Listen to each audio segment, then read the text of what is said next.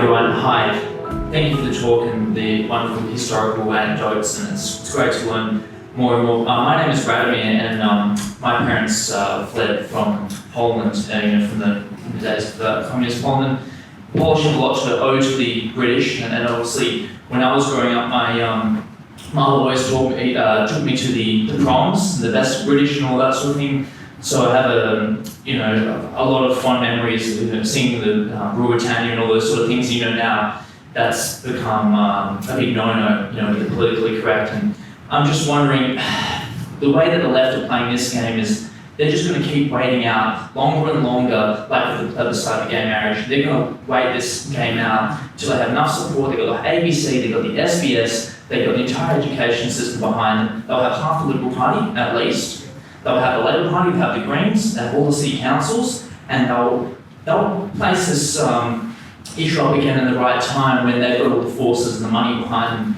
And it's not that I'm not worried that most Australians don't support the Constitutional Monarchy. I'm worried that there's not enough positive action to keep British pride and keep British institutions, the music and the arts and the flag and all of these statues and all of the cultural things that you can point to in day-to-day life that say this is fundamentally an English country. We were settled by the British and we're proud of that. And I think those cultural points of reference are missing day-to-day. We're seeing less and less of British Australia. We're seeing more and more of the sort of global, Chinese, Asian. We're now considered like an Asia country. Kevin Wright wanted us all to be speaking Chinese in school. I'm just very worried that if we don't stand up and start promoting British culture again, when the time comes for another referendum or a big push by the left, that will just be swamped by this machine that they're building up.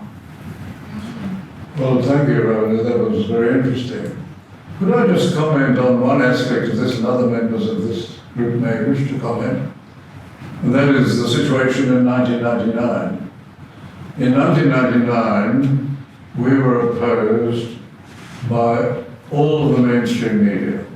There wasn't one publication which supported the no case. There had been a seminar of mainly Republican people knowledgeable of the law and politics at the University of New South Wales before the referendum, and they were all scathing, as Phil Gibson summarised in a brilliant paper. They were all scathing about the model. And the model was a very poor republic. But the fact is that even many of them, most of them, came out in favour of the yes case. They knew, there's all on record, they knew it was a very bad model, seriously deficient in relation to the existing constitutional monarchy, yet they still supported it in the referendum. All of the newspapers knew this. They knew there were weaknesses. They played down our arguments against this. I remember there was a debate at Corowa. Australian had all these debates around the country, and Corowa was important because that was where the first proposals were made to get over the stalemate which had occurred after the first convention. I'm going to read the story about that. We went to Corowa, and I was on the debating team with Ted Mack, a real Republican. And I remember talking to him while we were having a break. I said, Ted, I've got a problem talking to the ARM. I can't explain to them the serious deficiencies in their model. The model is appalling. This means that a Prime Minister could at any time sack the President without any notice, without telling him. Could sack the President without any grounds, without the President being able to go to court. This is a serious deficiency. And Ted said, don't worry, don't waste your time. He had a dour way of talking, didn't smile, just to read his lines. A very interesting man, very good man. I said, don't worry, don't waste your time. They know this. This is what they want. They wanted a model which would increase the power of the political class so that they would dominate everything within the structure of Australia. I think this was the attitude in the newspapers and on the even commercial television. I remember, I can't remember his name, saying, well, you'll be right with commercial television. They didn't. The ABC and SBS, of course, didn't. A couple of newspapers slightly argued, I think the Financial Review and the West Australian slightly argued for a slightly different republic, but not strongly. They were anti the existing system. As I said earlier, when the Australian told, because they believe the Australian, good newspaper, it's not the Pope if you're a Catholic. Good newspaper though. But they haven't said anything sensible about President Trump's campaign against about reopening the election. They keep on saying, he keeps on making these unsubstantiated arguments. They never said that over 3 years of the Russian collusion. They never said that about when they claimed he said that those soldiers in the graves were losers and sooks, or whatever he said, whether they claimed it. All of these are published without saying that they were unsubstantiated. They say that it's unsubstantiated. The newspapers did the same to us. They couldn't avoid one thing, that to have a story, they had to have a conflict. So they had to publish something about us. Newspapers, television, so they had to include us, although they rubbished us and tried to ridicule us. They had to do that. And the politicians the same. I would say at least, probably more than 2/3 of the sitting politicians, state and federal, were Republicans. Most of the rest kept their heads under the parapet. 3 ministers came out: Tony Abbott, Alexander Downer and Nick Minchin. They were superb. They often came to attend by phone. We had meetings every morning as the High Command worked out what to do. Because we ran a much better campaign. And the rugby's all over the place. We ran a very tight campaign. No one ran a tight campaign. But not many politicians, backbenchers or ministers, 3 ministers. John Howard properly announced how he would vote, but kept out of the debate during the referendum because he had to be the leader of a party which was significantly divided, probably with more Republicans than monarchists. So we had this very difficult situation. And education had not supported for many years the existing system.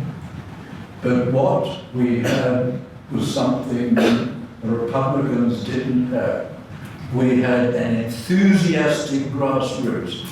The Republicans, to man the booths, had to ring up the ALP and the ACTU, and they would conscript people to go and man the booths. Nobody was enthusiastic about the Republic. When we organised the demonstration, was my predecessor, Lloyd Waddy and Kerry Jones. When Bob Carr threw the governor out of Government House, there was outrage in the community. And ACM organised the biggest peaceful, non-union demonstration in Macquarie Street for many years ago. Over 20,000 people in Macquarie Street. It was a very peaceful demonstration, but it indicated how much people did not agree with the politicians taking over Government House. It took a long time to get the government back. We fought for that. But that showed you what enthusiasm there was. The Republicans have had demonstrations. I remember one down at Bondi. I sent a spy to check out how many there were, and I'm not looking at him now. And he said there were about 50 people there, mainly Republican bigwigs. And they offered free frankfurts.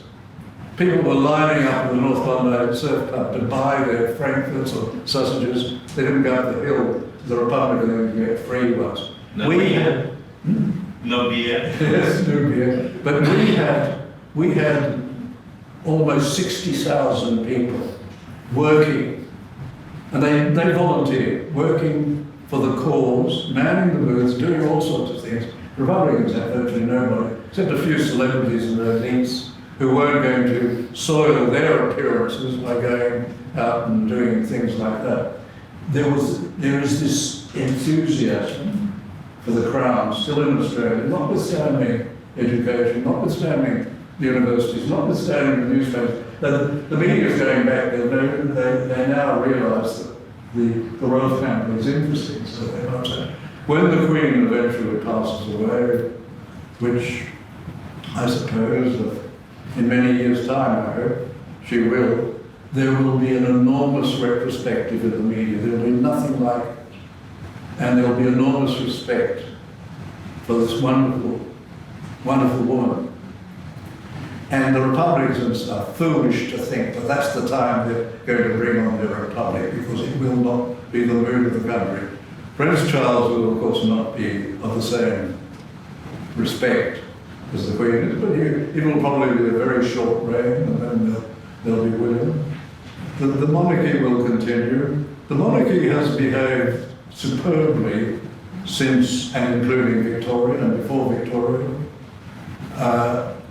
When, as Winston Churchill said, when we have a monarch who doesn't do the right thing, we change the monarch. And he was referring, of course, to the monarch he supported, Edward VIII, who had to go. And the monarchy will continue. I'm very conscious, feeling that. But I agree with you that the culture is disappearing. It's disappearing in England too. It's disappearing all around the world. Yeah, BBC this year. Yeah. But I think these things swing. They do change, and I think there will be a feeling that a lot of the things which are thrown out with the bath, if they threw out the baby with the bathwater with a lot of change, I think people will